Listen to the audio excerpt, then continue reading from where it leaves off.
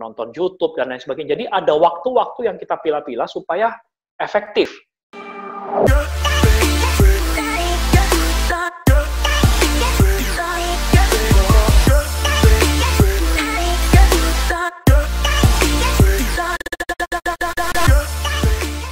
Pasti kesempatan yang luar biasa untuk kita tetap bisa kita closing dahsyat. Closing cerdas di rumah saja, Pak. Closing cerdas ya.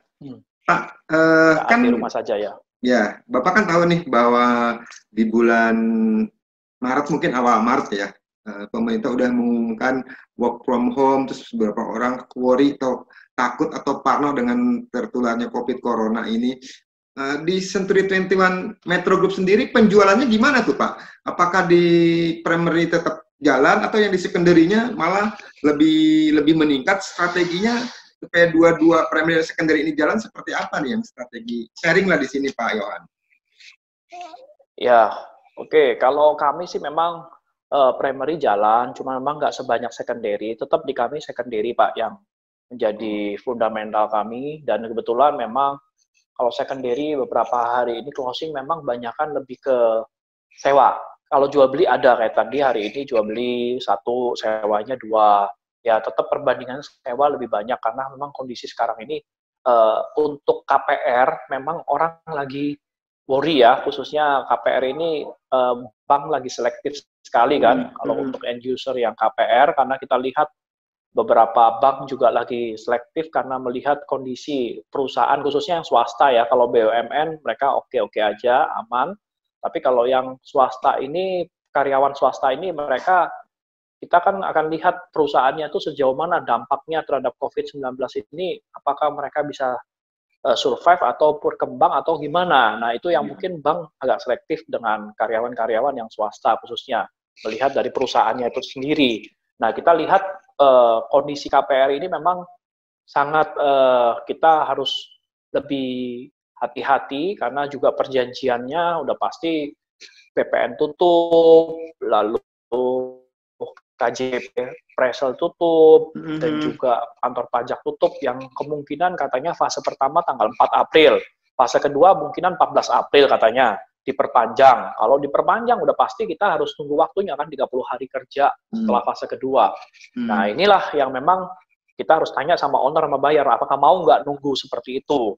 Nah ini kan kaitannya dengan hal seperti ini memang perlu penjelasan edukasi yang sangat detail. Tapi kalau cash semuanya sih harusnya nggak ada masalah ya, karena sejauh ini ya kayak tadi hari ini ada transaksi cash ya, jadi artinya ya kalau cash mah nggak ada masalah, nggak ada problem mengenai KPR, tinggal kita cara pembayarannya dan kondisinya seperti apa, pajaknya bisa kan nanti pakai pajak yang mungkin di hold dananya dulu dan lain sebagainya. Itu saya juga edukasi kepada teman-teman cara kalau misalkan nanganin klien yang KPR, klien yang cash, dan juga kalau primary sih sejauh ini kami juga belum terlalu ini, karena primary sendiri ya developer juga ada beberapa yang launching, tapi ada yang launchingnya belum maksimal. Contohnya tadi di Grand Wisata ya kita lagi pelajari juga, yang harga-harganya menarik ya pasti mungkinnya bisa ya. Cuman kalau di kami lebih orientasinya ke secondary untuk sementara ini Pak.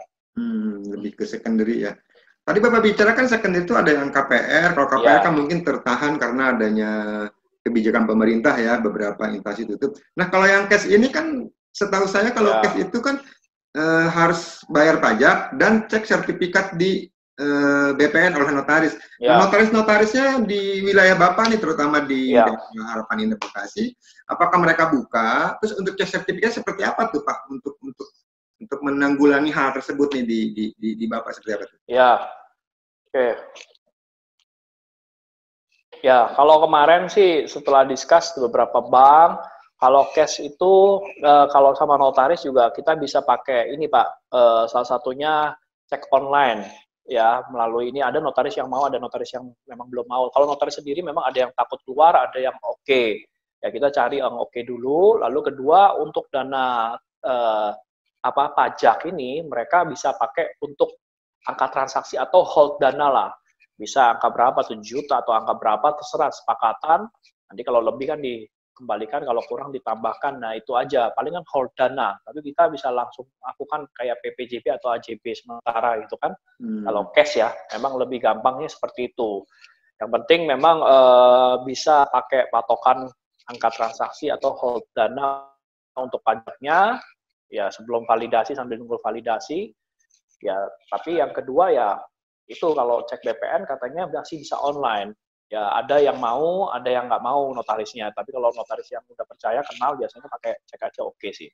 Itu sih secara hukum yang penanganan sementara kalau OKES. Bisa. Secara hukum cek online sah nggak Pak? Nggak dicap gitu, nggak dicap. Secara hukum cek online sah nggak? Kalau memang sebenarnya makanya cek online itu kan baru sementara ini kan mungkin cuma PPJB terdaftar nggak di BPN. Oh, mungkin gitu. Mereka juga lihat ya PPJB nanti, tapi si notaris ini kan melihat juga siapa si ownernya. Kalau dia kenal, tahu historinya dan lain sebagainya, saya rasa dia cek online tuh berani. Tapi kalau yang memang belum kenal, pasti mereka akan punya syarat dan ketentuan tertentu lah untuk hal-hal ini ya. Kalau memang mereka mau AJB cepat-cepat, udah pasti sih kondisinya udah pasti ya. Kalau memang mau ini ya tetap nunggu di fase kedua, bisa cek BPN lagi secara fisik. Ya paling diarahkannya seperti itu sih Pak. Kalau untuk yang ini ya cash ya, itu yang dilakukan itu Pak. Tetap positif ya Pak Yohan ya.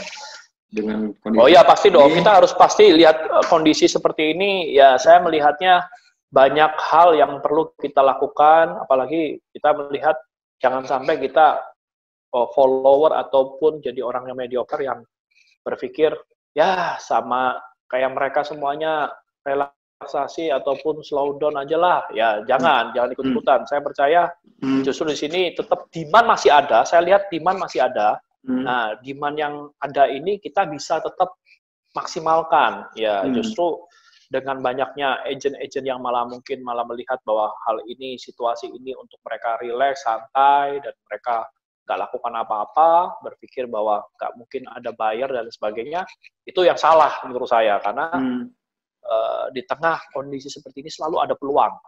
Ya, walaupun presentasinya nggak banyak, tapi ada peluang. Nah, itu yang harus kita capai persentasi itu. Walaupun 0,1% itu peluang. Ya, 1% pun peluang. Ya, kita bisa tetap lakukan 1% itu dengan baik gitu kan. Menyambut yang 1% itu dengan baik. Buat saya sih seperti itu sih. Daripada kita nggak lakukan sesuatu, kita diam saja di rumah, nggak ngapa-ngapain, cuma hanya ya akhirnya intuisi marketing kita jadi tumpul. Karena kita nggak pernah lakukan sesuatu. Kalau tiap hari kita asah, kita panasin lah, kayak mobil tadi dipanasin lah, 15 menit, 10 menit, lama-lama kan akinya sama dinamonya nggak rusak, ya kan?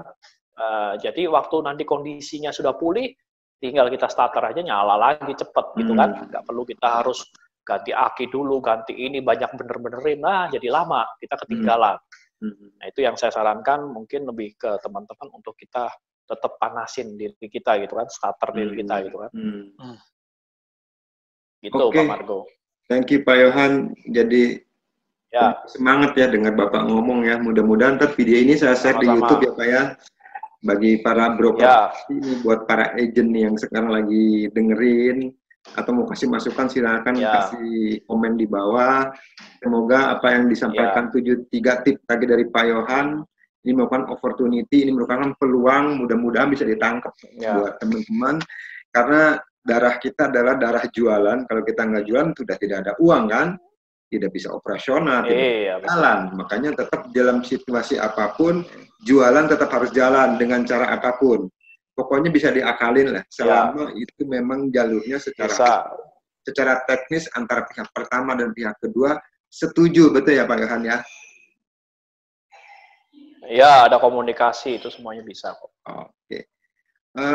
Pak Yohan, satu lagi pertanyaan nih Pak. Ini kan setelah adanya COVID ini kan akan timbul resesi. Timbul resesi itu kan banyak yang di PHK, itu kan, atau banyak beberapa industri yang kena dampaknya. Mungkin yang tadi saya bilang PHK, atau mereka udah tidak operasional. Ini peluang buat industri broker properti buat mereka apa nih Pak?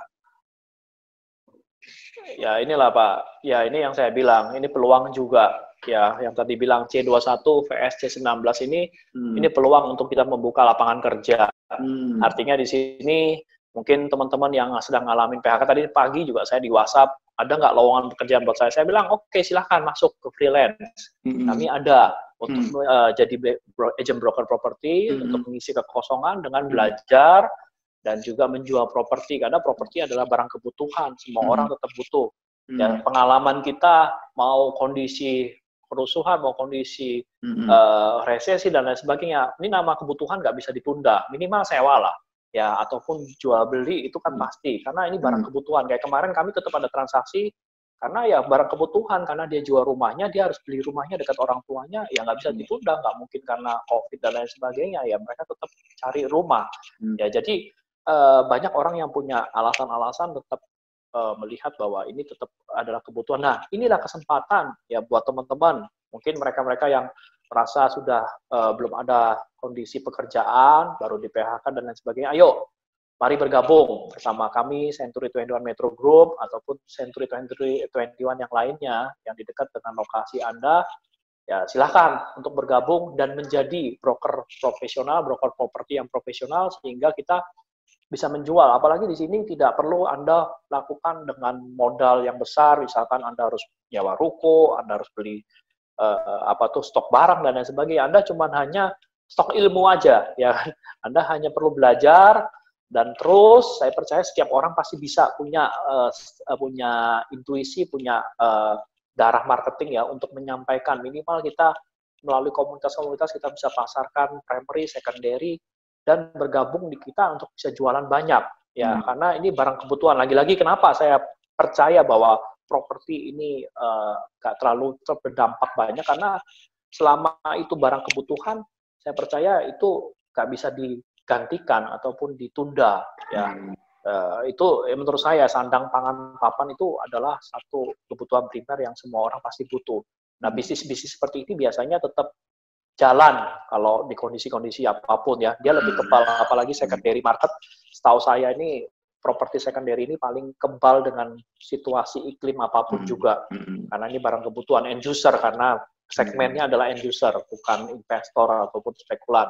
Nah, jadi inilah kesempatan di COVID-19 ini, kalau Bapak Ibu mungkin hari-hari ini nggak tahu mau ngapain, mau kerja apa, ayo gabung bersama kami di Century 21 Metro Group atau prioritas yang di Cempaka Putih. Kalau kami di prioritas ya Cempaka Putih ya. Ya, silakan untuk ya prioritas yang di Cempaka Putih ya. Kalau teman-teman ada di Cempaka Putih silakan Cempaka Putih. Kalau di Harapan Indah silakan Harapan Indah. JGC juga kami ada, Merchant ada. Nah, mari kita sama-sama jadi entrepreneur ya, entrepreneur sejati melalui bisnis properti ini. Ya, saya rasa melalui cuman hanya modal training saja Bapak Ibu bisa menghasilkan komisi yang ratusan juta bahkan miliaran rupiah yang tak terbatas lah ya di bisnis ini ya. Sangat luar biasa. Ini real karena ini bisnisnya real, bukan bisnis yang yang tidak kelihatan atau apa. Ini semuanya jelas, nampak properti ya, tempat tinggal yang semua orang butuh. Itu aja sih, Pak. Oke. Pak Yohan, thank you loh. Kita udah diskusi di Zoom nih berdua ya. Saya akan share ke YouTube. Mantap, Pak. Kita bisa memberikan inspirasi, manfaat buat teman-teman broker, buat teman-teman yang ada di industri properti, mungkin itu bisa diterapkan juga di beberapa industri yang lain ya. Karena ini kan universal, yang penting kan pikiran kita, mindset kita bahwa ini bukan satu musibah, tapi ada satu peluang. Jadi kita terus bergerak. Peluang. Apapun kita bergerak, pasti kan akan ada finish, pasti akan ada hasilnya. Betul ya Pak Yohan? Pak Yohan, thank you. Thank you Pak Margo. Kita sama-sama ya. Oke, thank you Pak Yohan. Ya, sukses buat teman-teman semuanya. Ya, salam properti. Salam properti.